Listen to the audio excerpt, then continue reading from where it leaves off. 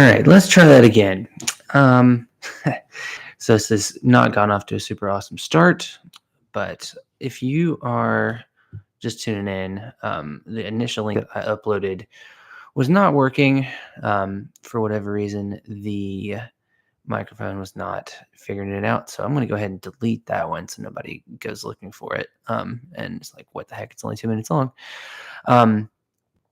Because that would be very silly. There we go. Okay, she's gone. But we are back. Okay, this is the official one. This is the one that's actually working. So if you're here, welcome. This is our day after Leap Day Q&A. I tried to do it on actual Leap Day, and in hindsight, I could have because normally I play soccer on Thursday nights, but that ended up not happening. Hold on.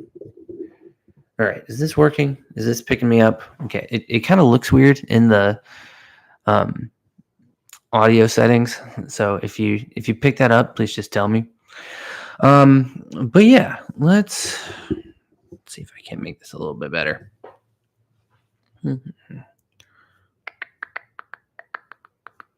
Cancel.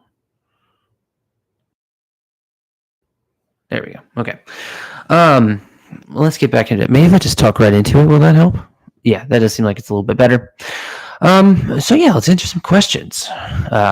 First and foremost, I did want to update y'all on something that is coming down the pipeline, not immediately, but it's something that will be a thing in the relatively near future, like probably like 6 months. Which again, that's in creation time, like that's not that far. But obviously sitting here today, at the very beginning of March, it seems like it's a long way off, but these things take time. But I have a new project that I'm going to be working on for the next several months. It's going to take a good long while to put together, but yeah, that is going to be a thing that is happening.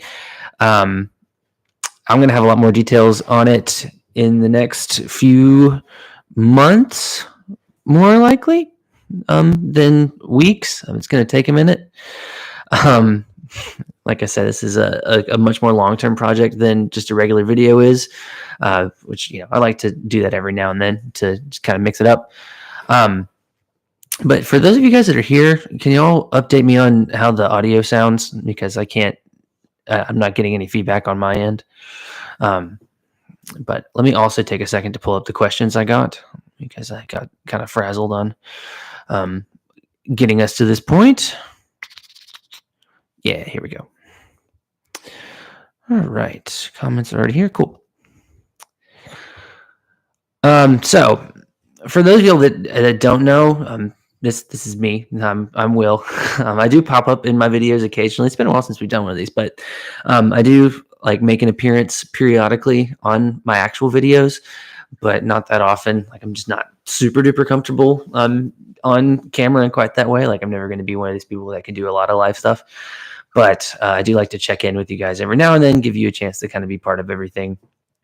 And the next video, like I mentioned in my post the other day, is not going to be out for another couple weeks. And I wanted to just be like, you guys not hear from me for like a month, and just kind of provides an opportunity for us to talk a little bit and to, spend a little more intentional time in a setting like this, as opposed to just kind of interacting with each other on videos. Topic wise for that one, I won't tell you exactly what it is, but there's a pretty important sporting event here in the States that happens in March. Really happens more in April, but the name that it goes by is March related. And so there's a particular day that I want to release that video on. So are going to have to wait probably like 3 weeks in between videos, and that's a little bit long. Knowing that also, I had the last couple of videos have been pretty grindy. It took a while to get to like pass all the copyright checks and stuff. So it was good for me to be able to take a few days to not like be in intensive video prep for a while. So that was good too. But okay, let's go ahead. And if you do have a question, and if you're just popping by and won't be around for the entire time for me to answer it, that's fine. This will go up just like a regular video, and you can peruse it at your own leisure if you would like. But I did have a couple that people sent me. So from Don't Know, Do Care, what's a subject you'd like to cover in the future but haven't had the chance to yet, either because of time constraints, research, etc.? So this is a good opportunity to kind of talk about this because like the biggest stressor in this job right now is video topic selection, like by a pretty significant margin. It's not editing, it's not finding video to put on top of my writing. It is 100% figuring out which topics to cover, because my remit, the topics, the broad subject matter that I've chosen to have as like the basis for my channel is pretty broad, and so it can be kind of anything. And there's lots of things that I'm vaguely interested in, but don't really have like the research available or like a coherent enough point about whatever it is that I'm researching to actually turn it into a video. So that's a consideration. There's definitely like when I'm sitting down to think, okay, what should be the next one? And there's like what big sporting events are happening soon, so I can kind of use the momentum of that sporting event to carry the video and kind of link people in that way. Also, that's kind of just easy for my brain too, because if I'm thinking about something like the Super Bowl, it makes sense to have the Super Bowl video kind of go alongside that. It's not too much of a logical leap for me mentally. Also, things that I feel like, again, that I have a stake in to be able to have a point on, because there's a lot of things happening in sports on a daily basis, but not that many of them I feel like I'm going to have anything different to say than most people in the sports take landscape. So if that's how I feel, I'm probably going to venture away from it. Like there's all kinds of things, even, just this week, like there's this whole topic in college basketball about like court storming, because of what happened with Kyle Filipowski at Duke and Wake Forest. I could probably drum up some thoughts about that, but I couldn't do like a good solid 15 minutes worth of thoughts about that kind of topic. So that's kind of a good filter. Like if I can think, how much like can I actually get out of this, and how valid could those thoughts actually be relative to what people care about and want to hear about, and is different enough from what somebody else might say about it. So in terms of like things I definitely want to look at, like I said, a lot of that is based on sporting events, and we have like a ton of really important sporting events coming up, because this is an Olympics year, which also means that it's a European Championships year in soccer. Tour de France is in the summer, Wimbledon's in the summer. There's a lot of summery kind of time stuff that I'm really interested in looking at, and some stuff I have looked at and just going to be doing slightly different topic, or something completely new, which is very exciting. But in terms of things that like I've wanted to do, most of the stuff that I was like, when I started the channel, I was like, yeah, I definitely want to look at this, is already a video. Like the ones early on that I was like thinking about initially, like sports washing, those were kind of the ones that I thought, yeah, this is definitely what I want my channel to look like and kind of mirror going forward. I know that there are not only events that I would want to cover, a lot of that, like whether I'm able to cover it or not, comes back to like availability of video. So let me look up which year this is. Olympics marathon original. So, yeah, 1904. Which, if me just saying that might help you figure out why I haven't done a video on it yet. Something like the 1904 Olympic marathon, which is really interesting. Like there's a lot of like really insane stuff that happened during that race, and it would be really, I think, like cool to look at, but it's 100+ years ago. What am I going to use this video to kind of like cover that? How am I going to structure that? What am I going to use as my primary sources? Like all those things, very like logistical things go into, whether or not something can actually turn into a video. Also, how difficult or easy is it going to be to get video for it, and video that will pass copyright checks? because that is definitely something that we have to think about as content creators. It's like, can I use this without getting in trouble with whatever organization owns that video? So you have to be, depending on the sport, because like some sports are a little bit more liberal with their allowance of their copyrighted content. Like baseball is usually like pretty cool with using their stuff as long as you're not like too crazy with it and change it enough. And whereas soccer is like, if you use a single second of game footage, like your video will get either demonetized immediately or just yeeted off the platform completely, neither of which is great. That is like one of the most frustrating things, to get all the way through a finished video and hit upload and you're feeling great. Like, I'll, hit upload, go to the gym, go hang out with my wife, do something. And then, getting that notification from YouTube an hour or whatever later saying, hey, your video is blocked in X number of countries or demonetized. So yeah, I try to avoid that if I can. Sometimes it's not. Sometimes things that I do videos about, like, you kind of have to see the video for it. And I just don't want it to just like turn into a slideshow, basically. I'm okay with using pictures. I used to do all pictures, but I don't want it to be 100% that.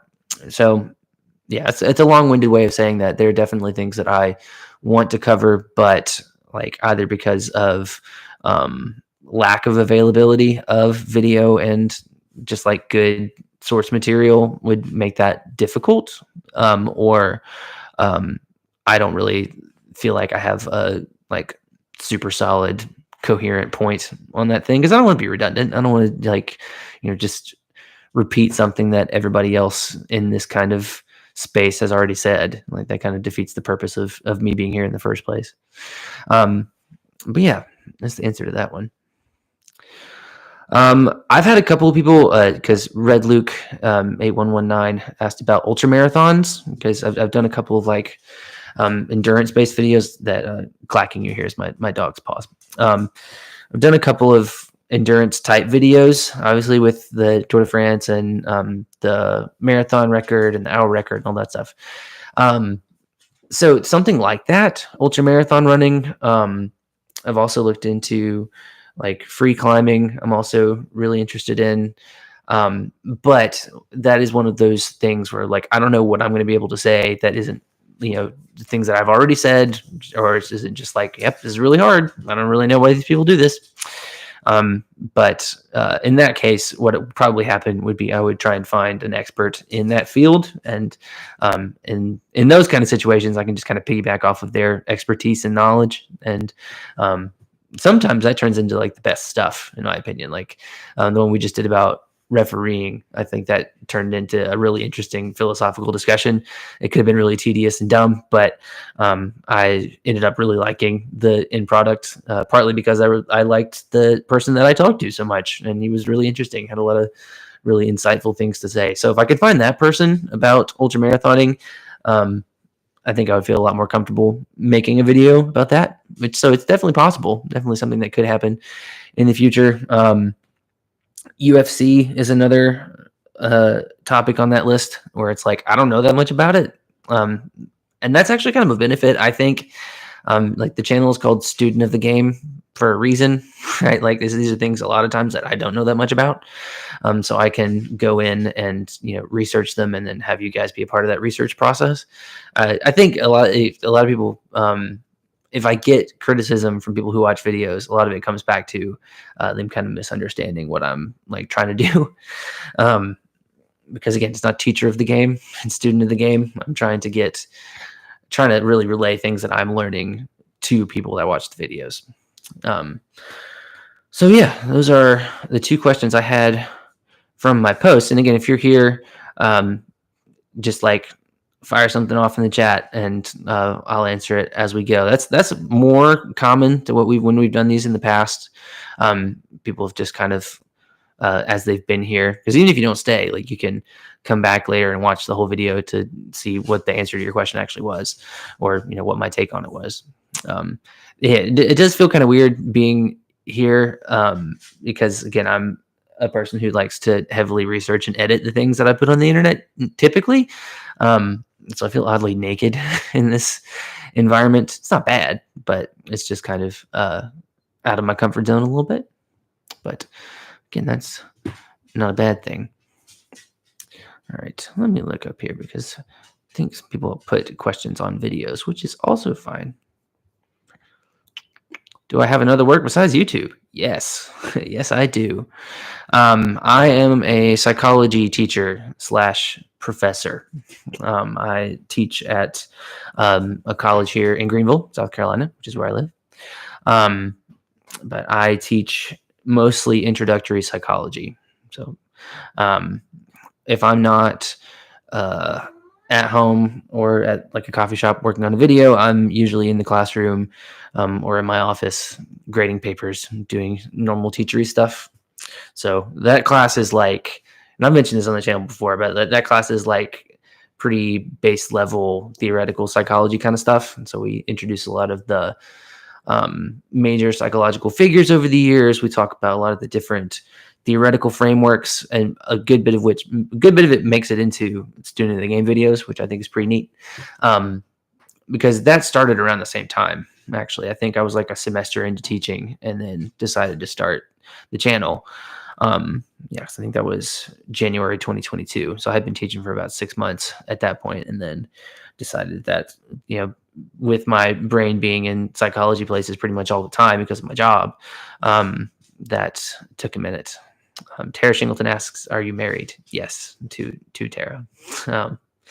She's like 40 feet away in our living room listening to this whole thing, which is fine. And there's also, I don't know if you can tell, but there's my dog is down right down here. She can't just leave me alone to be able to do this. And then my cat, we have 2 cats, but this is the little chaotic one, is up on the table next to the computer. So if it gets knocked off, nobody panic. No, this is not the most professional way to do this, but if you have pets, that's the way it goes. Okay. Enrique asks, what are your favorite sports? So this is a good question. I would probably say that soccer / football is right up there, and then baseball would probably be the other one, because I like different sports for different reasons. I think in terms of like watching one or analyzing them, definitely soccer and baseball. Yeah, I just, for whatever reason, culturally, those just kind of vibe with the way that I think about things. I like the tradition. I like the analytics. I like all of the different machinations that go into building teams, things like that. To me, those sports are more like artful about the way that you put teams together and then the way they're played, rather than scientific, which I feel things are like football and basketball mostly are. But I love football and basketball. I think they're great.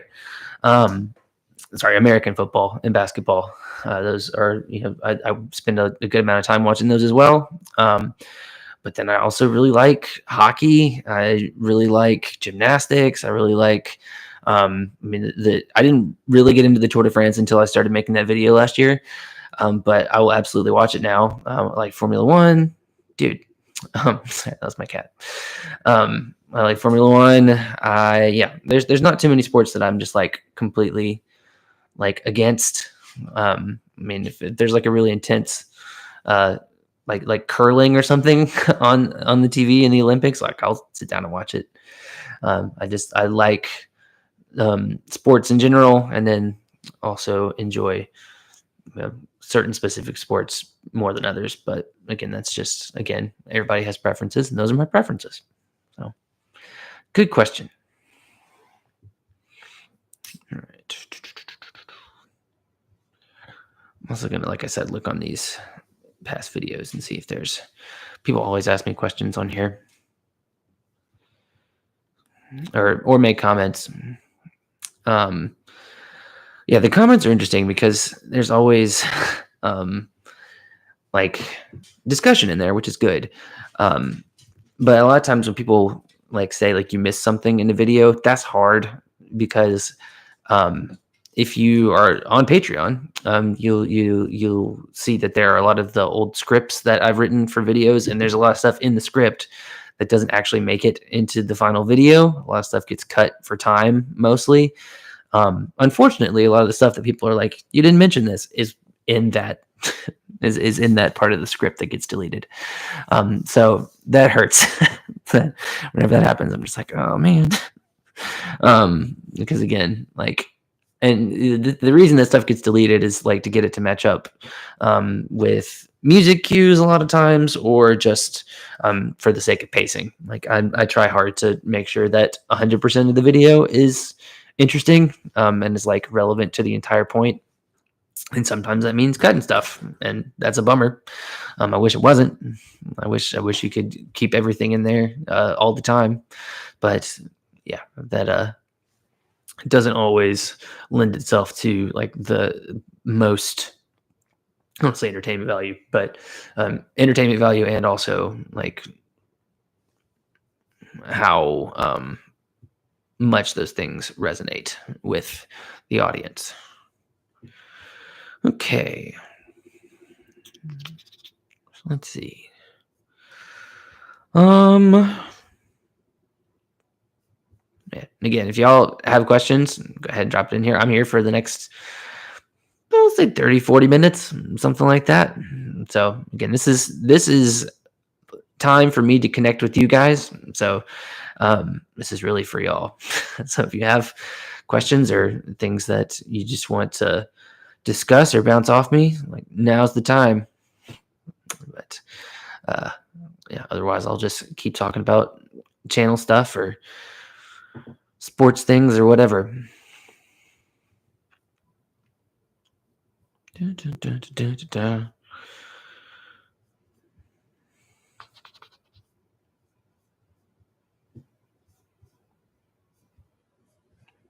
So you know what? I'm going to go grab my drink. I'll be right back because I was scrambling to get the stream set up and didn't have time to pour it. So BRB.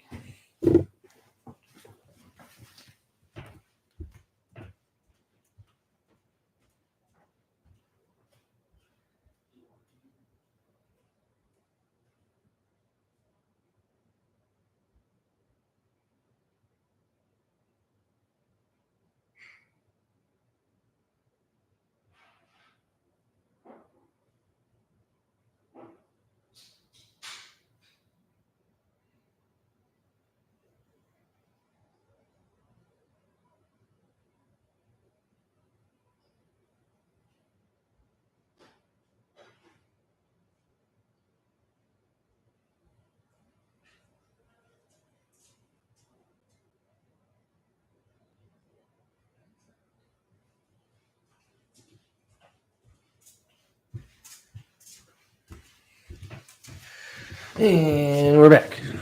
Okay, so my wife told me to talk about the Olympics. That's what she wants me to talk about. So here we are.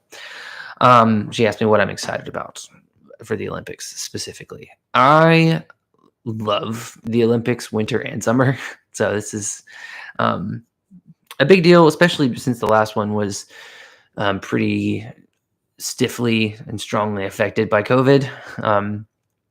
And so this is like, I don't want to say the real Olympics, but like this is definitely a different vibe from the ones that we had in 2021. The events I'm probably the most excited about. I love Olympic swimming. I think it's really neat.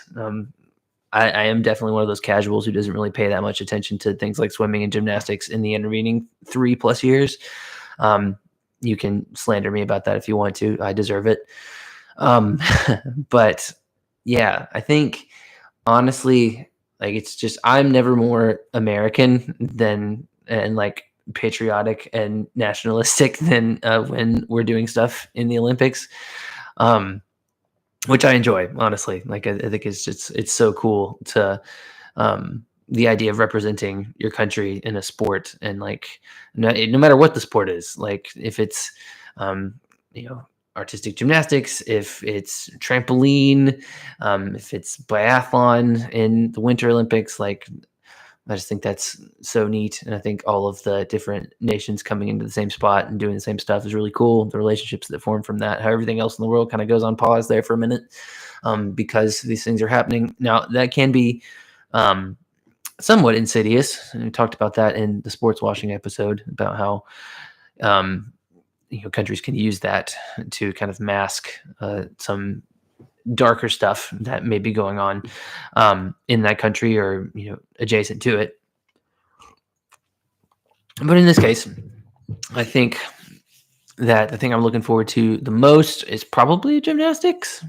I think because I spent all that time, I did like 35 minutes worth of video on, I think it's more than that, on US gymnastics. And I'm just really curious to see like how our program has developed in the last 3 years, and kind of the way our collective direction change relative to old staff versus new staff and kind of new cultural values versus old, how that's going to affect the way our team performs. For me, like I think it's a good change either way. Like I'm not one of those people that's like, win at all costs. I think the costs are really important, which you may have picked up on from my video content in the past. But yeah, I would probably say Olympic gymnastics, which will make my lady happy because she's a former gymnast and is one of the main reasons that I got into watching gymnastics in the first place. She taught me a lot about how Olympic gymnastics works and all the Olympic order and all the vocabulary, all that sort of stuff. So she helped me to not sound like a complete idiot in those gymnastics videos because I was really nervous about that. But no, it turned out great. So I did want to mention earlier, I was listening to a podcast about Tottenham because that's my favorite soccer club, football team, whatever you want to call it, any mixture of those words.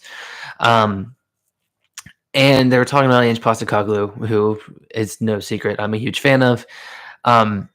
And they were mentioning how this podcast is called The Extra Inch, by the way. It's a really excellent program created by fans. And so they're not, people employed by Tottenham. They're an independent company that does really, really good analysis. And part of that is they have a sports psychologist that they talk to periodically. And they were talking to this guy about Postecoglou and the way that he interacts with players. And I was struck by, because Tottenham had a lot of injuries this year. That's like been one of the main recurring themes going back to like November-ish. Like they've had 2 or 3 starters out for pretty much the entire season. And what I was struck by was the discussion of how that affects a player psychologically, mentally, like being out for that long. And they mentioned how like in Tottenham's training center, they have the actual like training room and it looks out over their like practice field, basically, where their training pitches, where they actually do the training on the field. And how that like, that's there for a reason. They want the in gym training to be motivated by what happens on the actual field. But that can also be, and I feel like a lot of training centers are set up that way.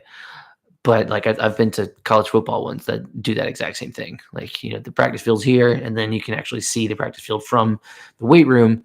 But if you are in an injury rehab situation, like that could cut both ways. It could be motivating for you to be like, yeah, heck, I want to get back out there. I want to train really hard. I want to get back healthy so I can get back out onto the field and practice with my teammates. Or it could be depressing, right? It could be a big bummer to have to look out there and see all the things that you're missing out on. And that isn't just, and they didn't say this on the podcast, but that isn't just like an emotional thing. Like we've talked about dopamine reward processing in videos before, and how in a situation like that, like professional athletes have sort of a varying level of addiction, basically, to the dopamine that gets created from playing sports, from enjoying competition, from winning, any number of things.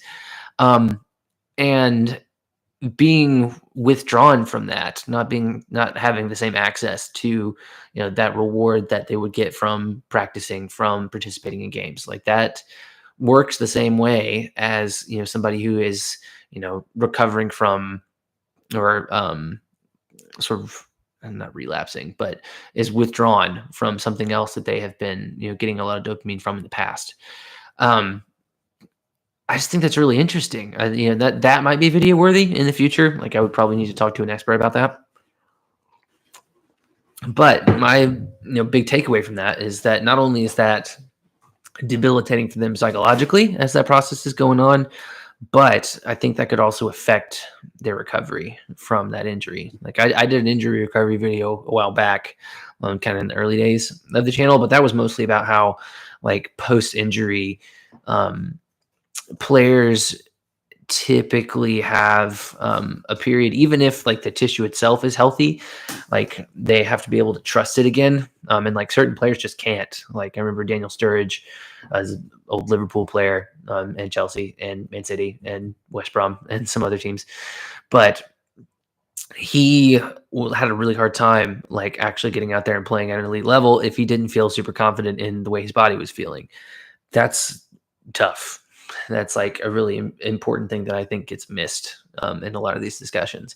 So that's kind of the other side of it. But in this case, I think I would like to look at how long injury layoffs affect players psychologically and mentally, and then how that potentially might affect their recovery time, their, overall recovery in terms of like, the first, we've seen this a couple times with even with Tottenham players, like the guy Rodrigo Bentancur came back way faster than anybody thought he was going to. But even if the first 90% of your recovery process goes really well, that last 10 can totally suck. And everybody's recovery is different relative to that. And I think that a lot of that mental, what's the word? A lot of the issues that layoff causes mentally could help, like understanding that better could help make up that gap to the point where it's not just, somebody coming back and being thrown into a situation and expected to be exactly what they were beforehand. Understanding that there is going to be a psychological adjustment period, and that there might be some even lowercase t trauma from that process that may need to be overcome before they start like really performing in the way that they were before they got injured.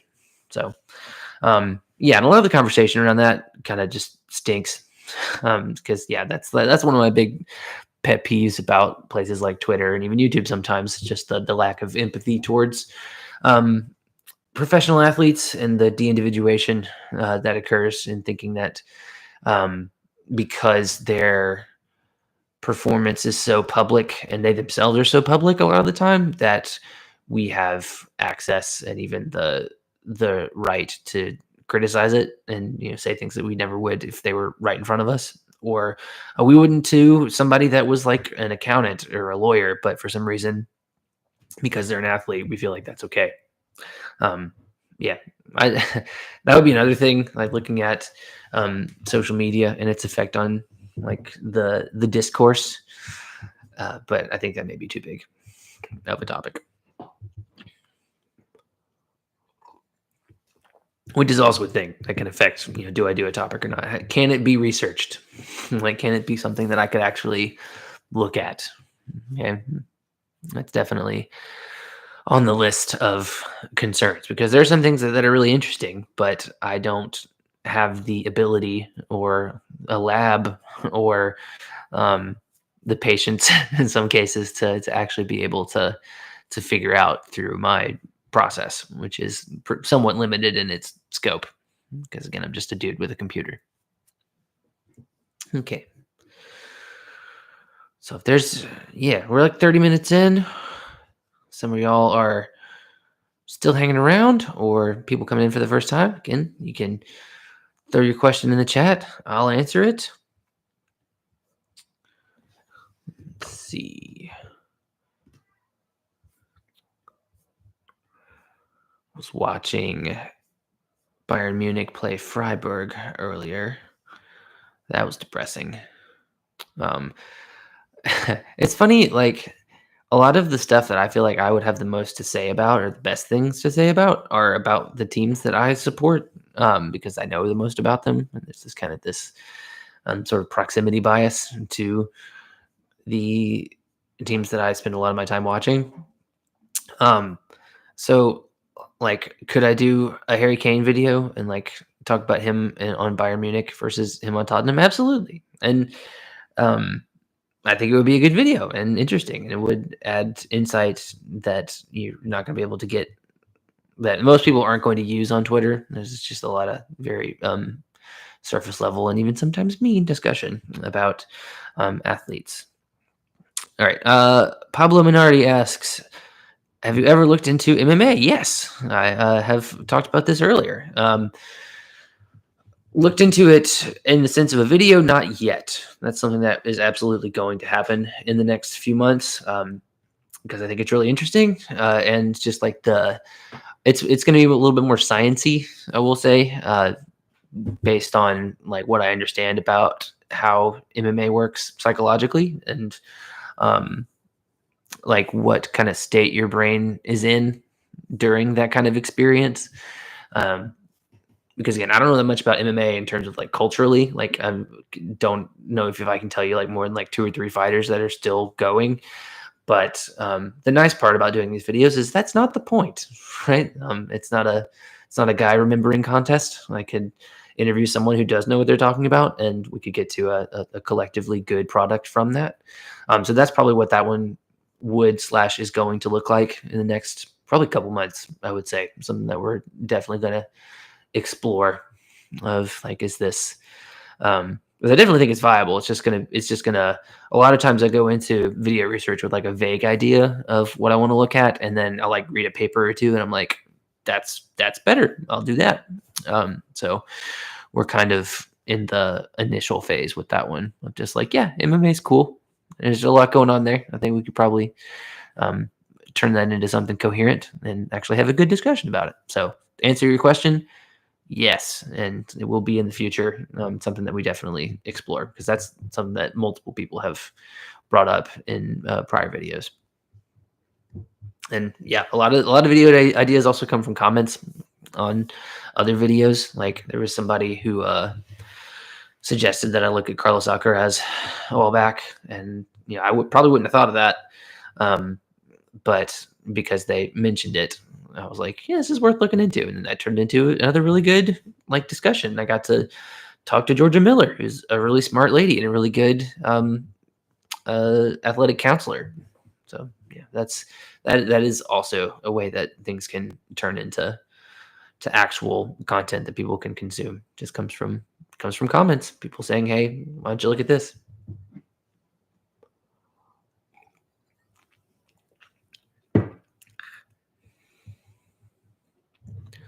Dun, dun, dun, dun. Let's see, what did I miss today?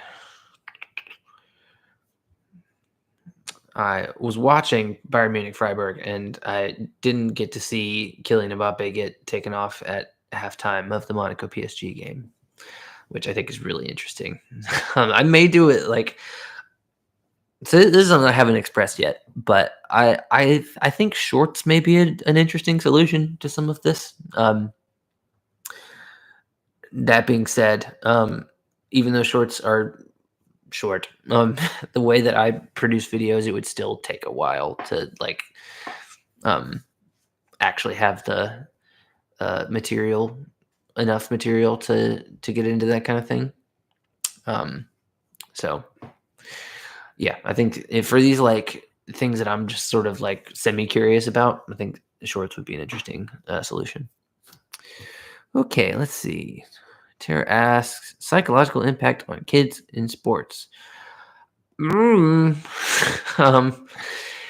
It's a lot. This is one of those things where like this would be an entire, like, I don't think I could do that in one video. Like, I think that would be like you could write an entire series of books on that. Because the answer is a lot. Like a lot.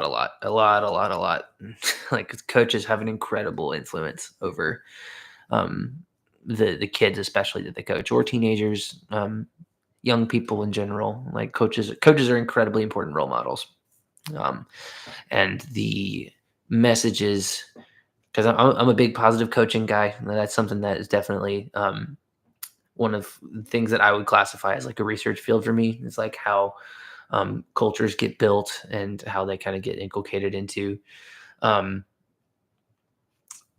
yeah, those values get like sort of baked into the cultures that they're a part of, and especially in an environment because kids are really receptive to messages by nature, and those messages can become internalized as they mature, and can become a part of who they are.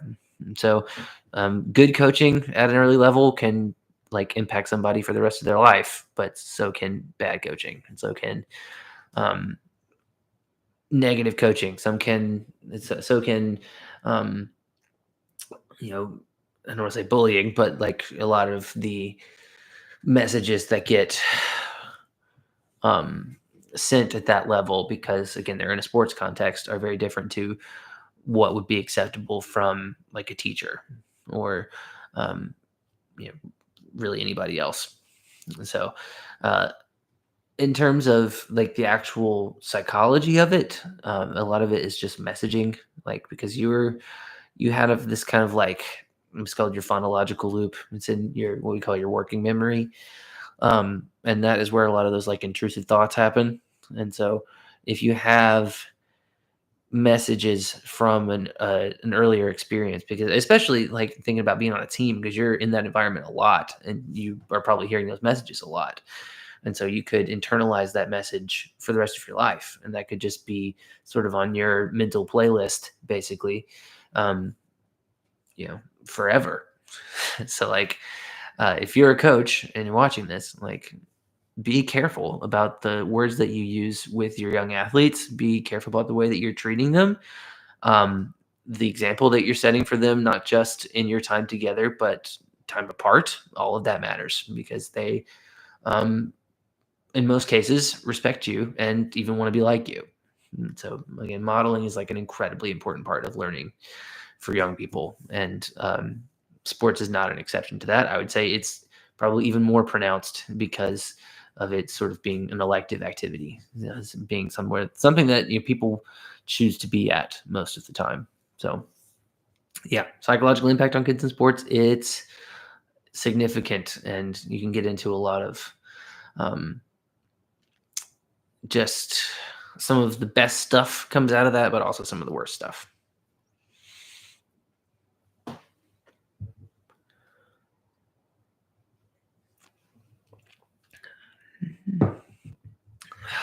Tara, I don't have enough time to answer these questions. What are the purposes of sports? That's a great question. It depends on um, where you're at, what stage you're in, what your goals are. I think because for some people, the purpose of sports is to make a living. A lot of people got really annoyed at Anthony Rendon, his the outfielder slash no, he's not an outfielder, he's a third baseman.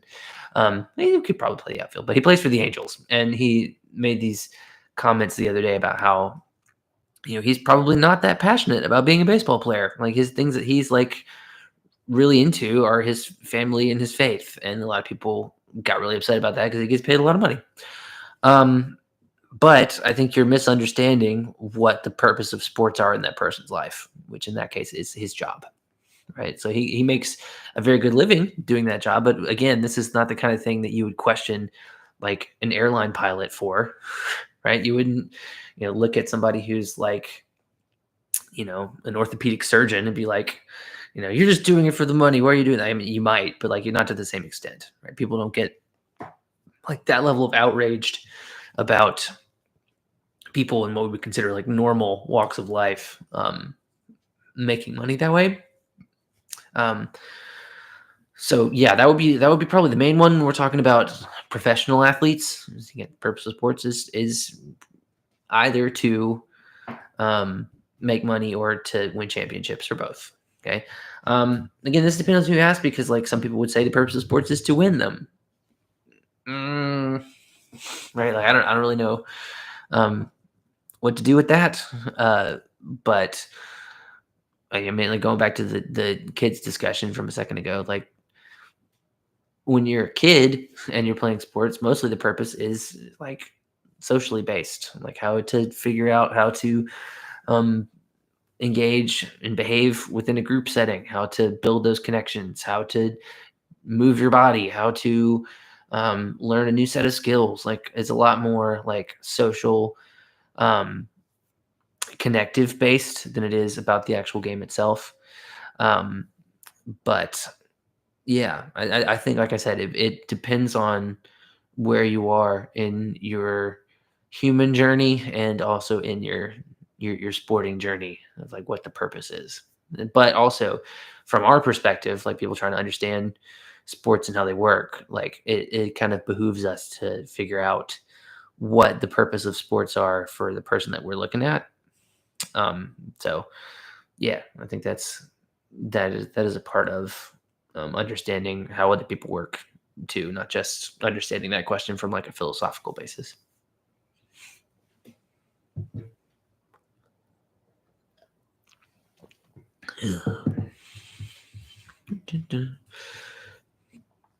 Checking ESPN. Celtics are up 48-38 on the Mavericks.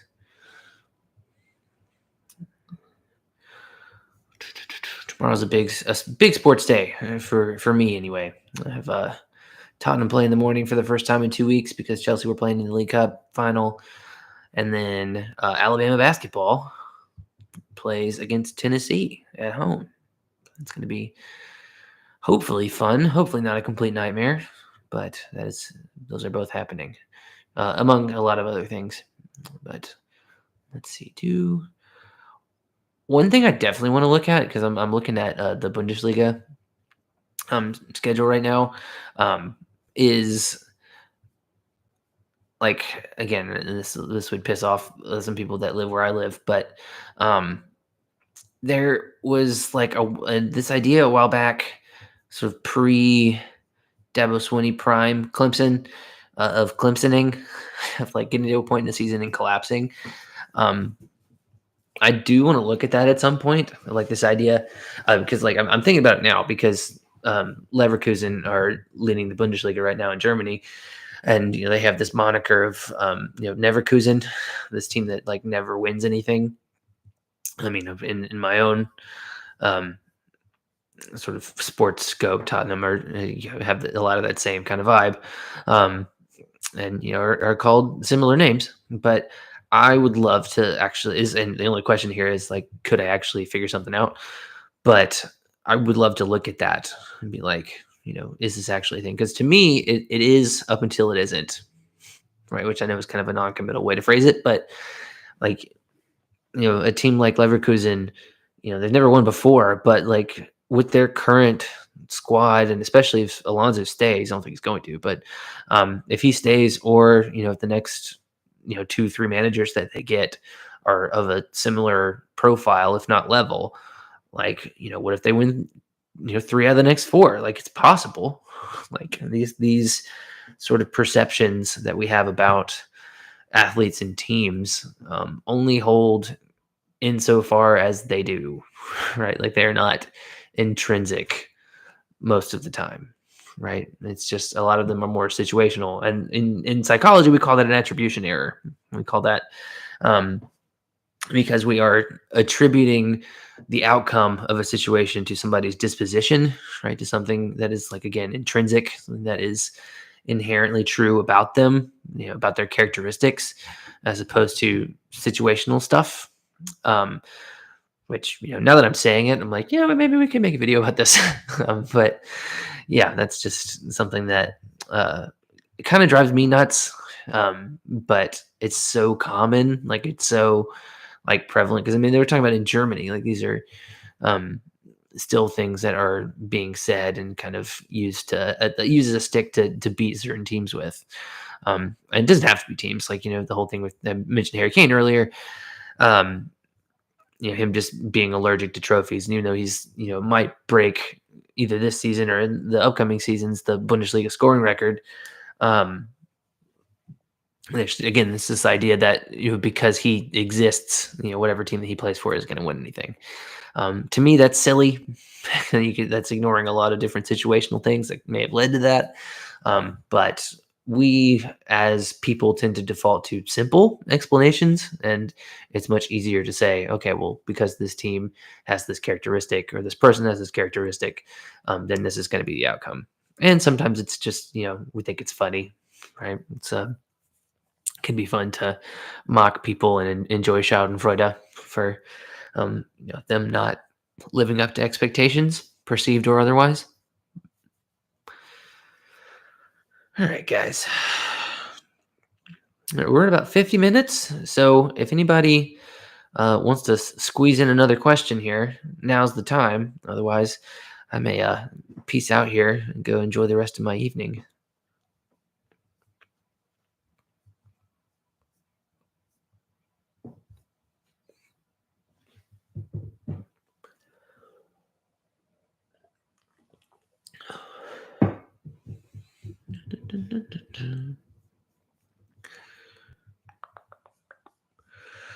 Well, sweet. Thank y'all for coming along. I know it got off to kind of a bumpy start, but we got there in the end. I finally figured out what was wrong with my settings. This kind of things happened before. So hopefully it won't happen in the future. Hopefully next time, I can just like set it up and get started, on the half hour or the hour, whenever I schedule it for. But yeah, as I always tell my students, something goes wrong, don't panic, don't freak out. It's going to be fine. Like, I'm here to work with you.